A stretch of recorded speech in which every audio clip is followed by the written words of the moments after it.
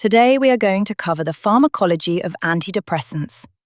This lecture will focus on how these medications work, when to use them, their side effects, and the safety considerations you must know to succeed in nursing school, medical school, and board exams.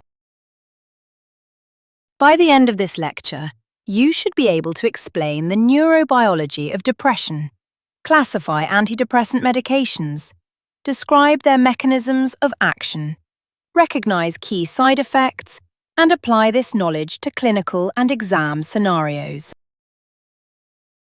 Depression is a mood disorder characterized by persistent sadness or loss of interest in activities. It affects not only emotions but also sleep, appetite, energy level, concentration, and daily functioning. Depression often occurs alongside anxiety disorders and substance use disorders.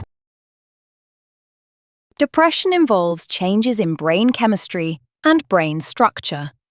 The main neurotransmitters involved are serotonin, norepinephrine, and dopamine.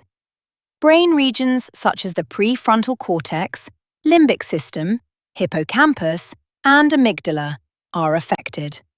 Overall, depression is associated with reduced monoamine neurotransmitter activity. The monoamine hypothesis states that depression results from decreased levels of serotonin, norepinephrine, and dopamine in the brain. Antidepressant medications work by increasing the availability of these neurotransmitters in the synaptic cleft, which helps improve mood and emotional regulation over time. Although antidepressants increase neurotransmitter levels quickly, symptom improvement takes weeks. This delay occurs because the brain must undergo receptor changes, gene expression adjustments, and neuroplastic remodeling. Most patients experience improvement after 2 to 6 weeks. Antidepressants are divided into 5 major classes. These include selective serotonin reuptake inhibitors, serotonin norepinephrine reuptake inhibitors, tricyclic antidepressants, monoamine oxidase inhibitors, and atypical antidepressants. Each class differs in mechanism, safety, and clinical use. Selective serotonin reuptake inhibitors are first-line treatment for depression and anxiety disorders. Common examples include fluoxetine, sertraline, citalopram, escitalopram, and paroxetine. They are widely used due to their effectiveness and favorable safety profile. SSRIs work by blocking the serotonin reuptake transporter. This increases serotonin levels in the synaptic cleft, enhancing neurotransmission. They have minimal effects on norepinephrine and dopamine, which contributes to fewer side effects compared to older antidepressants. Common SSRI side effects include nausea, diarrhea, headache, sexual dysfunction, and sleep disturbances. Serious risks include serotonin syndrome, QT prolongation, and increased suicidal ideation in children and young adults, especially early in treatment. Patients must be educated that SSRIs take weeks to work. These medications should not be stopped abruptly. Nurses and clinicians must monitor mood changes and suicidal thoughts closely, particularly during the first few weeks of therapy. Serotonin norepinephrine reuptake inhibitors include venlafaxine, desvenlafaxine, and duloxetine. In addition to treating depression and anxiety, they are commonly used for neuropathic pain and fibromyalgia. SNRIs inhibit the reuptake of both serotonin and norepinephrine. At higher doses, the norepinephrine effects become more prominent. This dual action makes them particularly effective for patients with pain and mood disorders. Side effects of SNRIs include hypertension, tachycardia, insomnia, nausea, and sexual dysfunction. Blood pressure monitoring is especially important, particularly with venlafaxine. Tricyclic antidepressants are older medications such as amitriptyline, nortriptyline, and imipramine. They are effective but are no longer first-line due to significant side effects and high toxicity in overdose. TCAs inhibit the reuptake of serotonin and norepinephrine, but also block muscarinic, histamine, and alpha-1 receptors. These additional receptor effects explain many of their side effects. TCAs cause anticholinergic effects such as dry mouth, urinary retention, constipation, and blurred vision. The most dangerous risk is cardiac toxicity, including arrhythmias. TCA overdose can be fatal and is a medical emergency. Monoamine oxidase inhibitors include phenelzine and tranylcypromine.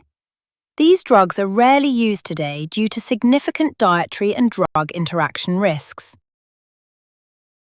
MAOIs inhibit the monoamine oxidase enzyme, which normally breaks down serotonin, norepinephrine, and dopamine. Inhibition of this enzyme leads to increased levels of all three neurotransmitters. Patients taking MAOIs must avoid foods high in tyramine, such as aged cheese and cured meats. Consuming tyramine can cause a hypertensive crisis, severe headache, and increased risk of stroke. Atypical antidepressants include bupropion, mirtazapine, and trazodone. These medications have unique mechanisms and are selected based on patient-specific needs. Bupropion inhibits norepinephrine and dopamine reuptake. It does not cause sexual dysfunction and is often used for smoking cessation. However, it lowers the seizure threshold and should be avoided in patients with seizure disorders. Mirtazapine increases serotonin and norepinephrine through alpha-2 receptor blockade. It commonly causes sedation and weight gain, making it useful for patients with depression, insomnia, and poor appetite. Trazodone is primarily used as a sleep aid. It causes sedation and orthostatic hypotension. A rare but serious side effect is priapism, which is a prolonged and painful erection. Serotonin syndrome occurs due to excessive serotonin activity. Symptoms include agitation, confusion, hypothermia, muscle rigidity, and autonomic instability. This condition is a medical emergency requiring immediate treatment. Antidepressants carry an increased risk of suicidal thoughts in children, adolescents, and young adults, especially early in treatment. Long-term use is associated with reduced suicide risk. Close monitoring is essential. In pregnancy, SSRIs are commonly used, but paroxetine should be avoided when possible. In elderly patients, dosing should start low and increase slowly due to increased risk of falls and adverse effects. Combining SSRIs with MAOIs can cause serotonin syndrome. TCAs increase cardiac risk when combined with antiarrhythmic drugs. Herbal supplements may also increase serotonin levels and should be reviewed carefully. Selecting an antidepressant requires considering comorbid conditions, side effect profiles, patient preferences, and safety risks. Ongoing monitoring and follow-up are essential to successful treatment. SSRIs are first line for depression. TCAs are cardiotoxic and dangerous in overdose. MAOIs require strict dietary restrictions. Antidepressants take weeks to work, and careful monitoring is critical for patient safety. Let us pause and review the most important points from this lecture. Here is your first NCLEX-style question. A patient taking sertraline reports nausea and decreased libido. What is the best nursing response? Pause the video and think about the question. The correct answer is to reassure the patient that these are common side effects of SSRIs. The nurse does not discontinue medications independently and does not escalate therapy unless symptoms are severe.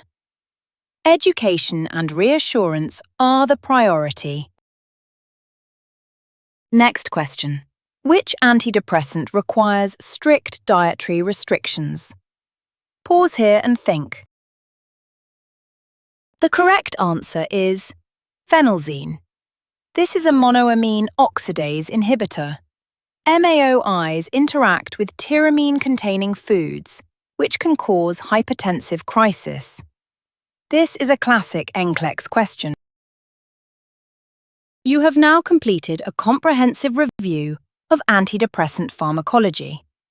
Mastery of these concepts is essential for clinical practice and for success on nursing and medical licensing exams.